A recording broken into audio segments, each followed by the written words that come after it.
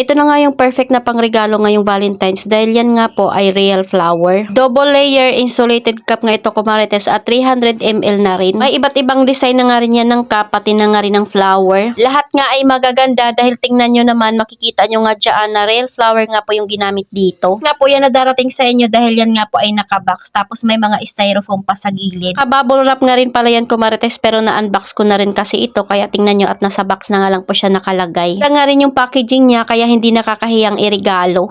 Tingnan nyo naman kung gaano nga kaganda yung quality nito. Perfecto sa mga mahilig mag-juice at saka uminom ng mga cold drinks. Sobrang affordable nga rin nito kaya mag-check out na kayo habang available pa nga yung iba't ibang design nito. Dahil kung bulaklak nga po yung ireregalo natin ngayong Valentine's, panigurado malalanta lang yan or di kaya pag mga bear ay madudumihan or maalikabukan lang. Pero ito pwede nyo nga rin siyang pang display dahil ang ganda talaga ng quality. Kaya habang maaga pa ay i-check out nyo na nga yan bago nga po maubos yung design at kulay na gusto nyo.